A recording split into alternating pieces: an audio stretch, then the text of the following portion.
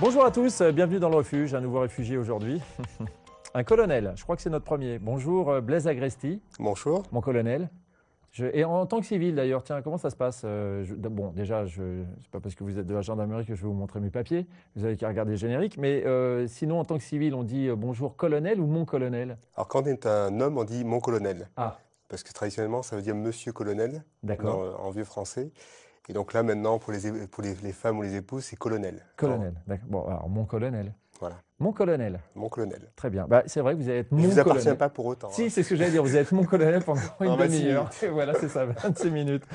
Merci, on est ravis de vous accueillir. Il y a plein de choses à dire sur vous. Que dire, allez, pour le grand public, bon, vous avez été le patron du PGHM de Chamonix, qui est quand même ce qui se fait de mieux en termes de secours en montagne.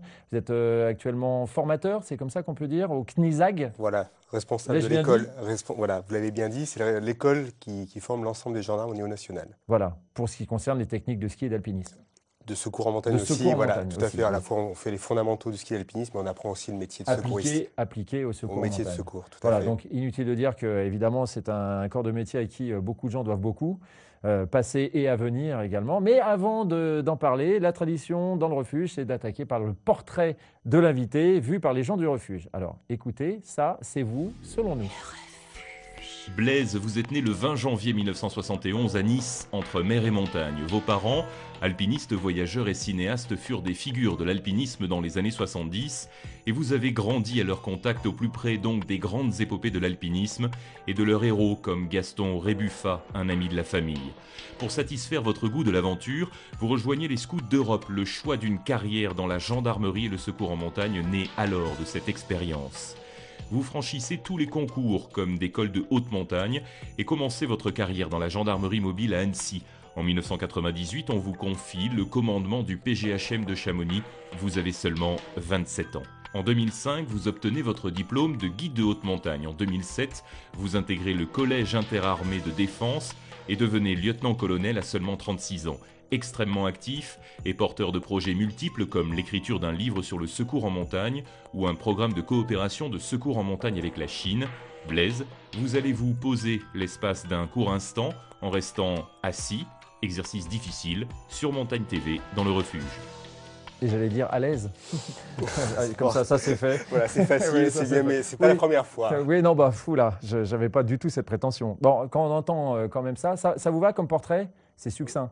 Non, mais c'est déjà Vous vous rendez compte? assez nourri, et puis voilà, il n'y a pas de souci. Maintenant, l'itinéraire, mon itinéraire, il est aussi lié aux gens que je représente à travers cette tenue. C'est-à-dire que je suis gendarme de montagne et je suis peut-être présent ici au titre du collectif, du travail que font l'ensemble des secouristes. Voilà, c'est important aussi de le souligner. C'est bien Il de n'y a le pas que faire. Blaise Agresti, ma vie, Non. mon œuvre, c'est aussi à travers ce que je peux apporter comme témoignage du travail de l'ensemble des gendarmes de haute montagne que je pense que ma légitimité, elle s'est construite. D'après ce que j'ai lu sur vous, de toute façon, ça va totalement, ce que vous dites va totalement dans le sens de ce qu'on lit et de ce qu'on dit de vous, à savoir que si vous avez eu, on vous a confié des fonctions aussi importantes malgré et prestigieuses, malgré, entre guillemets, à l'époque, votre jeune âge, c'est que vous avez aussi un sens du management de l'humain assez particulier et très efficace.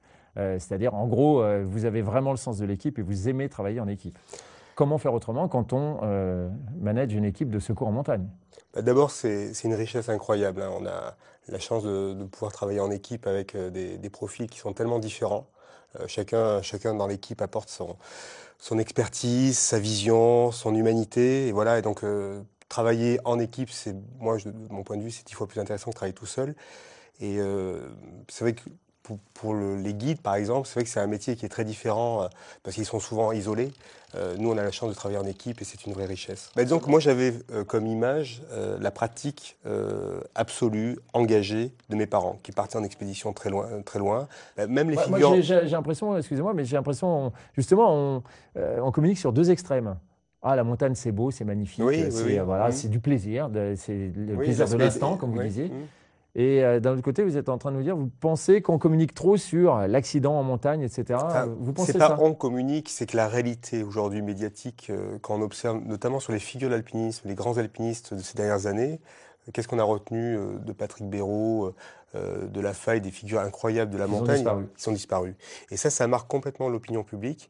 Est-ce qu'il y a autant de... Oui, mais à l'époque, excusez-moi, mais il y a une vingtaine d'années, il y avait plein de nouvelles voies qui étaient ouvertes en montagne. Oui, mais il y avait France Info, il y avait tous les médias qui étaient là et qui retransmettaient. Est-ce qu'il y en a encore aujourd'hui? Moi, je crois que non. Il n'y en a plus? Quand on voit même les conférences qui se faisaient autrefois avec des gens comme Messner, Reynold Messner, ou qui présentaient leurs films ou qui étaient dans des tournées de conférences du monde, connaissance du monde, aujourd'hui, il n'y a plus cette matière à faire partager la montagne comme un espace. Que fait la nouvelle génération d'alpinistes? Alors, la nouvelle génération d'alpinistes, elle fait des belles choses, mais c'est vrai que, bon, les figures emblématiques sont mortes dans des circonstances dramatiques, donc ça a plombé quand même le moral de tout le monde. Puis quand on a Karine Ruby qui disparaît, Jean-Christophe Lafaille, donc ça pèse quand même sur le collectif. Alors les jeunes qui sont dans les traces de ces figures de l'alpinisme cherchent peut-être dans la discrétion ou parfois en étant un peu en marge du système médiatique à vivre leur passion. Et on a plein de gens qui font des très belles choses, mais qui ne cherchent pas forcément la renommée ou la médiatisation. Et vous ne pensez pas qu'il y a quelque chose à faire dans ce sens-là pour justement contrecarrer ce dont vous parliez, à savoir, quand on parle de gens qui font des choses en montagne, c'est simplement pour signaler qu'ils ont eu un accident? Ouais, bah moi je crois qu'il faut vraiment qu'on change ce paradigme-là qui est de trop communiquer sur la montagne à travers les accidents, essayer de ramener les jeunes. Aujourd'hui, moi je vois dans les Alpes du Sud où j'ai été quelques années, il y avait plein de colonies de vacances qui étaient installées, Barcelonnette, voilà, dans la vallée de l'Ubaye. Toutes ces colonies ont fermé parce que les collectivités territoriales, les communes n'ont plus l'argent pour financer une infrastructure dans une vallée de montagne pour accueillir des jeunes de la région parisienne, par exemple. Donc les années 50 ont été une formidable période pour la montagne parce que plein de gens sont allés à la montagne pour la découvrir. Aujourd'hui, ça coûte cher.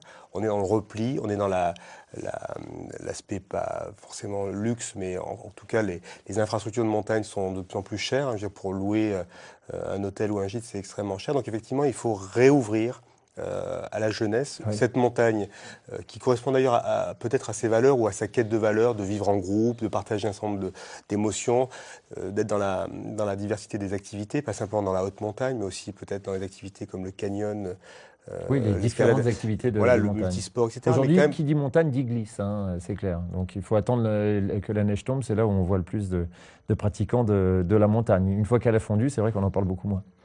Malheureusement. Alors, c'est vrai que la montagne d'hiver attire énormément, mais là aussi, ça reste de plus en plus sélectif, quoi, hein. Je veux dire, ça, c'est clair qu'il faut arriver alors, c'est sûr que Montagne TV y contribue largement, parce que c'est... On parle de toutes les montagnes. Voilà, mais c'est ça qui est bien, et je pense que c'est une initiative, moi je pense que c'est une manière aussi de recommuniquer vers les jeunes, quoi. Oui, et puis important. de resituer, de repositionner sa montagne aux yeux de tous. Alors, justement, puisqu'on parle de secours en montagne, vous êtes bien placé pour... quelles sont les périodes, alors, vous allez dire, on parle encore d'accidents, mais là on parle du corps même. Est-ce que c'est l'hiver? Est-ce que c'est l'été qu'il y a le plus d'interventions? Comment ça se passe? Alors en fait, il faut distinguer ce dont on parle, quoi. C'est un petit peu compliqué de parler statistiques. La fréquentation de la Alors montagne. la fréquentation, donc il faut voir qu'en gros, l'activité du secours en montagne au sens très très générique, Oui. secours sur le domaine skiable des stations, les pistes, et secours dans la montagne au sens générique, c'est la randonnée, le VTT, l'alpinisme, l'escalade. Donc d'un côté, ce sont en gros 55 000 secours qui sont faits par les services des pistes. Donc ça, ce sont souvent des délégations des communes qui font le secours à travers les services des pistes. Donc en gros, on va dire 55 000 opérations. Et du côté du secours en montagne plus traditionnel, c'est-à-dire les gendarmes, les CRS, les sapeurs-pompiers, donc ces trois corps qui exercent plutôt l'été, on est à 6 000 opérations par an, dans un rapport quasiment de 1 à 10. Alors, ce qui se passe après en termes de dangerosité, c'est que d'un côté, on a 55 000 secours qui génèrent malheureusement 100 morts environ par an, l'hiver. Et le reste, c'est 100 morts aussi pour les 6 000 opérations. Donc, on est dans une dangerosité bien pire, entre guillemets, plus aggravée sur les activités de haute montagne. Mais les conditions d'intervention sont absolument pas les mêmes. Voilà. Et là, on n'est pas dans le même registre. On n'est pas sur une piste où on va souvent, ce sont des collisions entre skieurs, contre objets, etc. Oui. Voilà, ça, c'est lié aux 3 millions de pratiquants. Enfin, je n'ai pas forcément les chiffres. Pour qu'on se rende bien compte, et on va illustrer avec des images. On a choisi quelques images sur un film qui a été réalisé sur le PGHM de Chamonix, à l'époque où vous le commandiez. On va voir un extrait de ce film sur une intervention en montagne sur un secours, justement. Regardez. Crampon boulet et crampon grec. Il se rebouche. Il repart bon. Ah oui, c'est vrai, il se redécolore là, regarde. Ah, il se redécolore. Allez, allez. Putain, il a tenu le coup là. Allez. Ah, mais il avait le... Cordial, on a un problème là, le cœur s'est de nouveau arrêté. De toute façon, on va ouvrir plus large. Allez, c'est bon, c'est bon, c'est bon. Rythme cardiaque en cours. Ne pas toucher le patient. Choc recommandé. Appareil en charge. Délivrez le choc maintenant. Choc délivré. Allez, repart. Allez, on masse. Allez, du tout. Tu dis si tu veux contrôler. Attends, on va masser. Allez, ça tourne la pompe. La pompe elle tourne, mais là, Appareil en Attention. charge. tant que le cœur il tourne, ça tourne. Choc délivré. Allez, on masse. Bravo kilo pour Crampon Gonzalez, on arrive sur vous dans 10 secondes. Pourquoi la tourne la paire?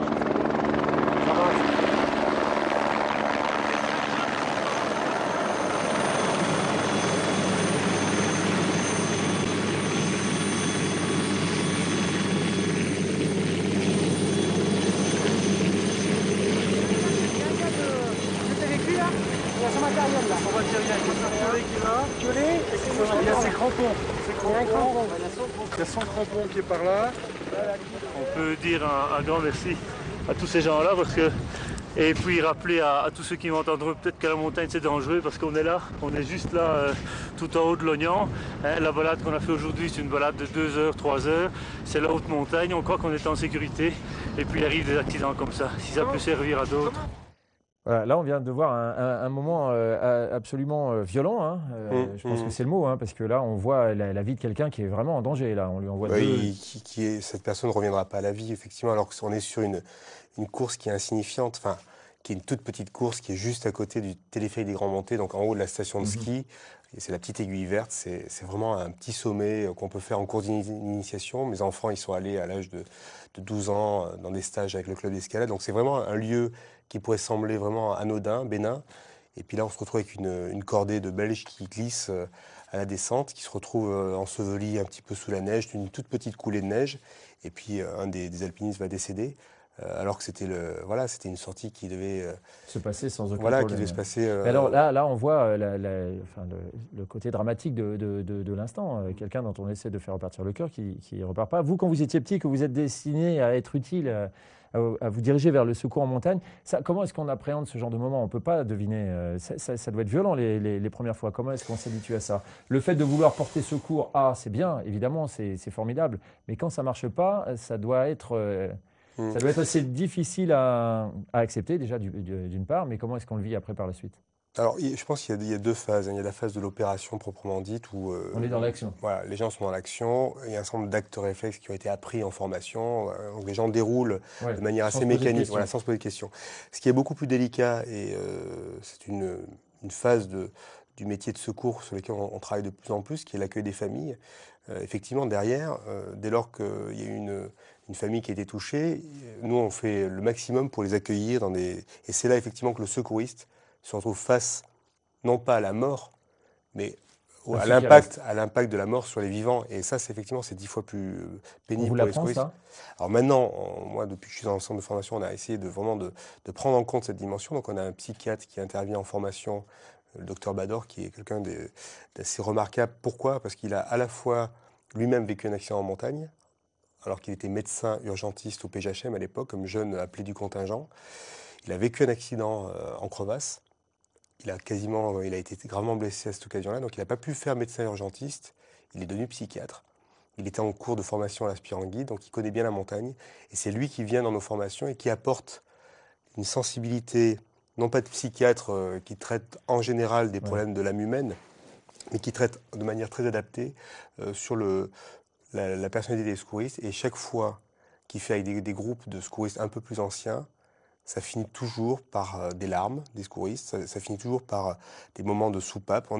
Il faut reconnaître aussi des secouristes qui, à un moment donné de leur carrière, en souffrent, parce qu'effectivement, porter ce genre notamment de lien entre l'opérationnel et la famille derrière, parce qu'à la fois, les émotions pendant le secours sont fortes, mais elles prennent une dimension encore plus personnelle et dramatique dès lors qu'on a la famille qui est en face de soi. Et à un certain stade, il faut qu'on puisse accompagner les secouristes dans cette gestion. Oui, c'est un fardeau voilà. dont ils se chargent. Donc ça, on le prend en compte maintenant. On essaie d'accompagner les secouristes. Voilà. Et puis après, il y a la Mais c'est récent, ça. Bon, ça fait 4-5 ans qu'on le fait. Et aujourd'hui, on essaie aussi de favoriser des moments de détente, entre guillemets. C'est-à-dire que la cohésion de l'équipe, elle est fondamentale. Je veux dire, le secouriste, il n'est pas tout seul pour porter ça. Il peut en parler avec... le pire, ça serait l'isolement. C'est de se retrouver à... Alors jusqu'à présent, comment ça fonctionnait? De la façon naturelle, ils en parlaient entre eux. Peut-être que la soupape, c'était la fin de saison où on allait boire un verre tous ensemble, ça finissait un peu tard et puis les gens lâchaient un peu la pression. Bon, maintenant, c'est un peu plus piloté. Peut-être qu'il faut quand même garder les deux. Il ne faut quand même pas rester dans un schéma purement de... On a pris conscience du facteur humain, quoi. Voilà. Alors, la conscience, on en avait, mais c'est lié aussi au volume. Le PGHM de Chamonix, en 1958, date de sa création, c'était 22 opérations de secours. En 2010, c'est 1500 opérations de secours. Ouais. Et au début, ils étaient 10 à faire le secours, là ils sont 40, donc ce n'est pas une démultiplication des effectifs pour autant. Et sur ces 40 bonhommes, pèse un volume d'opérations, un volume d'événements à gérer sur une année qui est assez significatif. Ouais, qui est énorme. Voilà. Si je vous dis Chamonix, oui, il y a un sourire. Chamonix, c'est vraiment... c'est un zoo. Non, oui, je suis un peu dur. Oui, mais n'empêche, c'est peut-être un zoo. Oui, comme vous dites, c'est vrai, Chamonix, c'est plus le Chamonix. Avec pas mal d'espèces en voie de disparition, ou d'espèces rares. Je crois que Sylvain Saudan est toujours là-bas. Oui, non, mais il y a des figures incroyables. Alors Chamonix, quand je dis zoo, je le dis avec amitié. Quoi. Oui, je le vous adorez Chamonix. Alors à la fois j'adore, mais il faut s'en extraire aussi, parce que c'est un lieu qui est confiné, qui est un aimant à fantasme. Voilà, en même tout temps, à fait, qui génère beaucoup de phénomènes de surenchère entre les uns et les autres, etc. Et puis d'ego surdimensionné. Alors quand on se retrouve, vous avez quel âge à l'époque? 27 ans, c'est ça? Patron du PGHM. J'imagine que quand vous arrivez là, sans forcément penser à mal, mais je pense que ceux qui vous ont précédé, et même ceux qui y sont, au moment où ils voient débarquer un jeune homme de 27 ans, on a envie un peu de l'attendre. Au coin du bois? Pas au coin du bois, mais à la première corniche déjà, pour voir s'il est en avance, s'il est en retard, comment ça se passe. Ça ne doit pas être évident d'arriver à 27 ans, le boss du PGHM de Chamonix. En fait, moi, la question, je ne me la suis jamais posée comme ça. En fait, ça me semblait... pas naturel, ça serait orgueilleux de dire ça, mais ça me semblait pas compliqué. Je me sentais à ma place, mais j'allais dire, a posteriori, je prends conscience que c'était pas aussi simple que ça. En mettant à la place de ceux qui vous ont vu arriver. Donc voilà, mais moi, à ce moment-là, voilà. Mais après, ce qui s'est passé le premier hiver où je suis arrivé, donc on a eu une succession de drames assez ahurissants sur l'hiver 99. Où il a fallu faire face d'entrée. Et en fait, là, j'ai commencé à prendre conscience que c'était pas aussi évident, que c'était pas aussi... Voilà.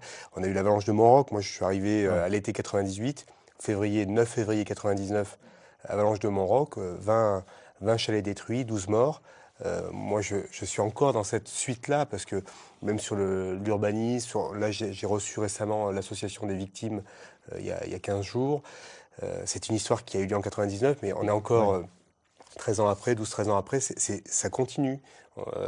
Parce que les enjeux en matière d'urbanisme, de protection des populations, d'évacuation restent d'actualité. Non, puis même, c'était un fait incroyable. Voilà, donc c'est pour ça qu'à posteriori, donc moi quand je suis arrivé, tout va bien, nickel, ça roule. Et là, au sens propre, comme au sens figuré, une avalanche de problèmes. Et une avalanche de prise de conscience aussi de la complexité, de prise de conscience aussi qu'on avait généré, et là c'est un sujet assez sensible, mais aussi beaucoup de jalousie. C'est-à-dire que ce PGHM mis en première ligne tout le temps avait généré un certain nombre beaucoup d'envie, de jalousie, voilà, de choses qui sont sorties aussi à un moment donné dans la presse. Donc il a fallu faire face à tous ces paramètres qui n'étaient pas que de l'opérationnel, qui étaient aussi une crise médiatique, une crise judiciaire, parce qu'il y a eu une enquête aussi.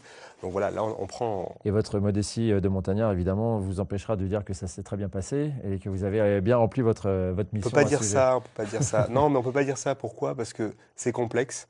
On est sur de la... Alors, vous allez être quand même bien sorti, parce que là, c'est vrai que vous avez... Mais c'est pas moi. Votre groupe. Voilà, moi vraiment, je renvoie ça parce que quand vous avez un ancien, un major, comme il était adjudant-chef à l'époque, case-major, des gens comme... Enfin, je ne vais pas citer de nom, ça va faire des difficultés derrière, mais des gens qui ont toujours su me dire... d'avoir un conseil éclairé au bon moment. Ils ont toujours été libres de leur parole. Et dans l'équipe, je trouve que c'est fondamental. Voilà. C'est qu'à un moment donné, bon, le gars, il est lieutenant, il est capitaine, peu importe. Moi, je suis adjudant-chef, même gendarme, simple gendarme. J'ai la conviction qu'il faut que j'apporte un éclairage au chef, entre guillemets. Et ils le font. Et je trouve ça fondamental qu'il y ait cette liberté de parole, parce qu'on est face à des risques. On ne voit pas toujours tout. Et ces anciens qui ont l'expérience, qui nous ont apporté en permanence ces éclairages, nous ont souvent empêché de faire des erreurs ou des boulettes. Quoi, et là, là, on est en train de parler de la transmission. C'est important, la transmission. C'est ce que vous faites aujourd'hui. Vous êtes instructeur au CNISAG. Ça fait 2 fois que je le dis bien, vous avez remarqué. Ouais, c'est pas mal. Il faudra songer à le changer un peu, ça, parce que CNISAG, ça accroche un peu. C'est pas évident. Mais quand on parle de transmission, on va en parler peut-être, s'il nous reste un petit peu de temps après, de ce que vous êtes en train de faire maintenant. Mais on va remonter en amont, rewind, dans le temps, et la transmission de votre père. À vous, avec un film qu'il a réalisé, c'est en Alaska. Et je vous propose d'en regarder des images. Regardez. Pendant les préparatifs de l'expédition, nous avions décidé d'emmener 600 ou 700 mètres de corde. Or, Fred Becquet, qui était allé une vingtaine de fois en Alaska, nous avait conseillé d'en amener 6 ou 7 kilomètres. Nous avions cru d'abord qu'il plaisantait. Finalement, choisissant un moyen terme, nous en avions emmené près de 4 kilomètres de diamètre fort varié.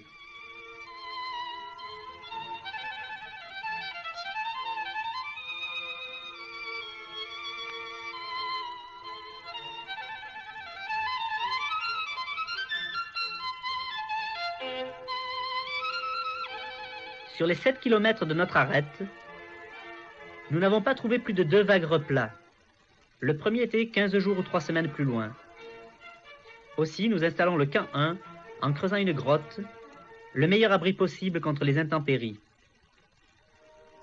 Cette grotte, taillée à même la glace, faisait à peu près 10 mètres carrés au sol, et nous pouvions y tenir confortablement tous les 7.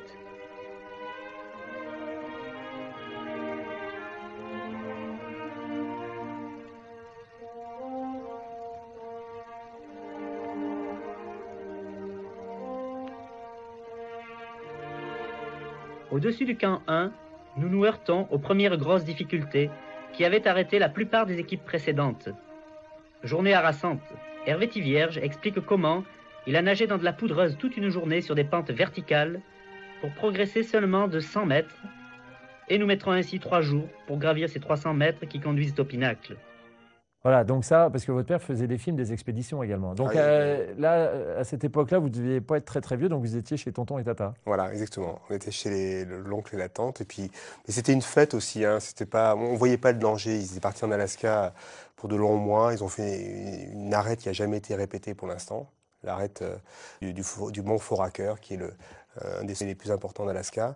Une arête très très longue, très engagée. Ça vous a jamais chatouillé Alors c'est sûr que des fois on se dit, mais je pense qu'il ne faut pas être dans la répétition. Il faut faire autre chose, différemment. Peut-être voir ça comme un hommage. Oui, mais peut-être. Mais le GMHM, le groupe militaire de haute montagne, avait visé cette répétition. Ils étaient allés voir mes parents, Antoine de Choudins notamment, qui est allé voir pour repérer, pour essayer de monter une expédition. Et ça n'a pas encore été fait?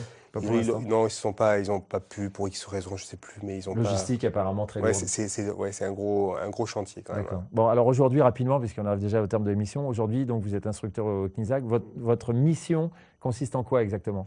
Alors nous, on prend l'ensemble des gendarmes qui sont dans les unités de montagne et on les forme sur plusieurs étages, entre guillemets, pour les amener vers les unités de secours en montagne, les PGHM et les PGM, donc peloton de gendarmerie de haute montagne. Donc il y a 260 bonhommes qui sont gendarmes, qui sont dans ces unités de secours en montagne, qui sont des experts de haut niveau, qui sont à la fois des alpinistes, la moitié sont guides de haute montagne, mais aussi des secouristes. Ça c'est nouveau un peu quand même. Alors, on essaie de bien densifier la technique, voilà, faire en sorte que l'expertise de ces unités-là soit pas du tout niveau guide. Voilà, donc c'est le niveau des guides, à la fois dans le recrutement et puis dans la manière dont on assure la formation continue. Mais il faut aussi penser aux gendarmes des brigades de toutes les vallées de montagne, à qui on donne aussi une formation pour être autonome et puis pouvoir appuyer les PGHM sur des recherches de personnes disparues, sur des crashs d'aéronefs. Donc voilà, donc on forme à la fois les brigades, les 5000 gendarmes qui sont dans les 30 départements de montagne. Il y a quand même 30 départements. La montagne, c'est pas mal. Et puis nos spécialistes qui sont évidemment là, un peu le fer de lance du dispositif de la gendarmerie.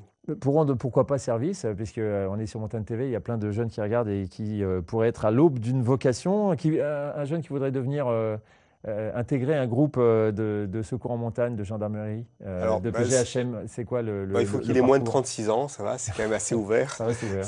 Voilà, après, il passe un concours, le concours de sous-officier de gendarmerie, donc ce sont des épreuves assez complètes. Il y a des maths, il y a de la dictée, etc. Il rentre une année en formation de sous-officier. Et ensuite, on le prend dans notre circuit de formation, comme je l'ai évoqué. Il y a un nombre limité ? Tous les gens qui sont motivés, on arrive à les amener vers nous, parce qu'on les dépisse, on fait en sorte de ne pas les perdre. Et puis les besoins sont assez importants.